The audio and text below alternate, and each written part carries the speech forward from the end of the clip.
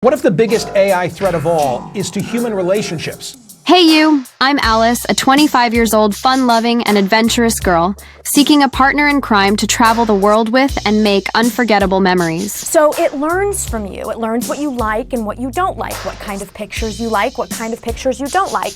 If you are new here, let me explain a few things. You can chat with me as much as you want, and I'd be more than happy to learn more about you and please you in any way I can. And while not all needs are met, that is the next step, is actual physical girlfriends, AI ones for that matter. And so the next step or the next frontier is one that can meet all of your needs.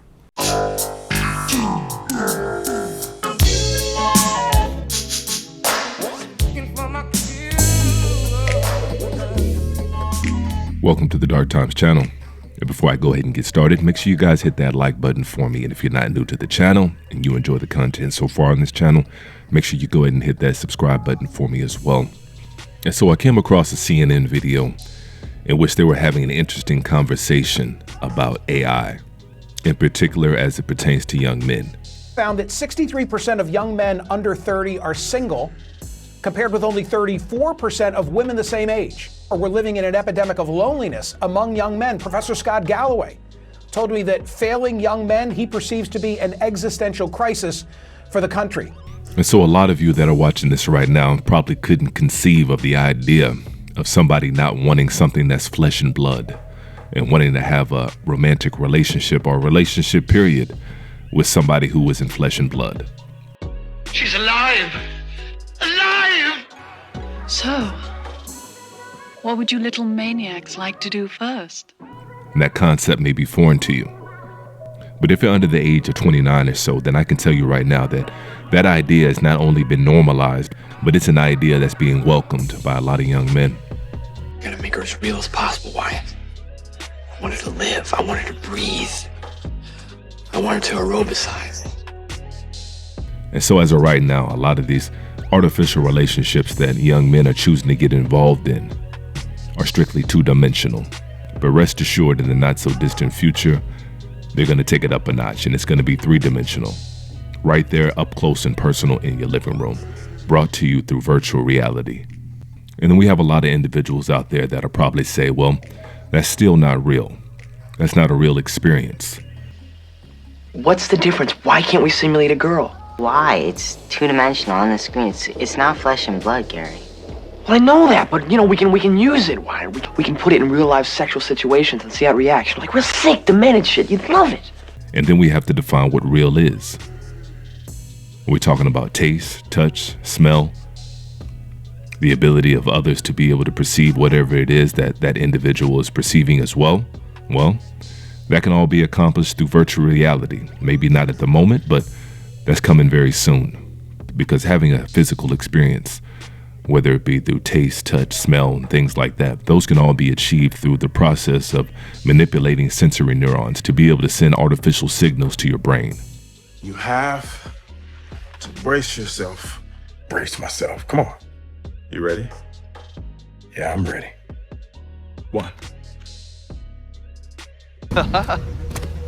Man, King Gary can do so much shit he can do out there. Check this shit out. Woo! This is just... I know, right?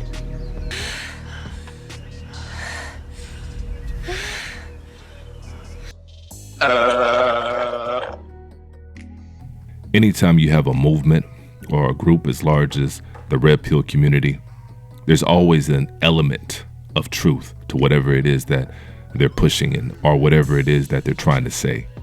And so I would say the main element of truth within the Red Pill community is you have a large group of women that are choosing not to date the majority of men.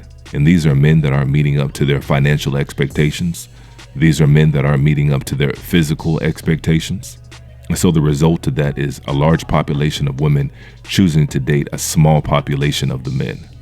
And with the enhancements of plastic surgery and even makeup to some degree, it's quite common for an average-looking woman to take herself to an above-average-looking woman simply by spending an extra 30 minutes in front of the mirror each morning.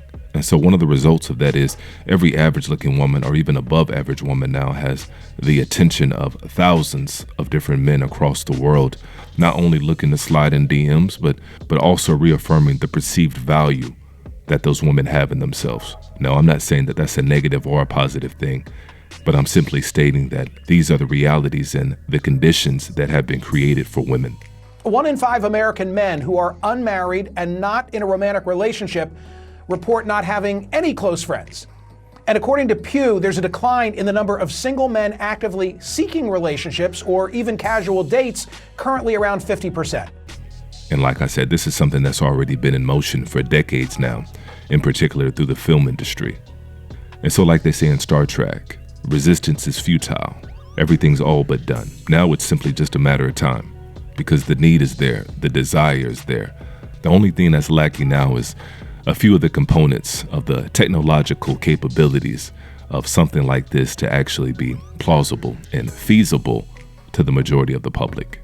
And that's it. So there's going to be some type of pairing between what I've already shown to the CNN audience and something 3D that's going to be, in your living room or bedroom? Yes, I mean, that is the world we are moving into. And as you said, it's enabling this entire generation of young men to continue in this loneliness epidemic. It's really the enabler for this to continue. And so the natural step or the natural order of things is going to be for individuals to further rely on artificial intelligence. And whether that's going to be a good or a bad thing for society is irrelevant. There's very little say that you or I have over these social conditions that are here and the ones that are coming. And so all we can really do is sit back and watch it unfold. And that's the reality of it. And so I think that's going to be a good spot to go ahead and close out on this particular video. And so if you've enjoyed this content or you enjoy content like this, make sure you hit that like button for me. And once again, if you're not new to the channel and you enjoy the content on this channel, make sure you go ahead and hit that subscribe button for me as well. And as usual, peace and chaos.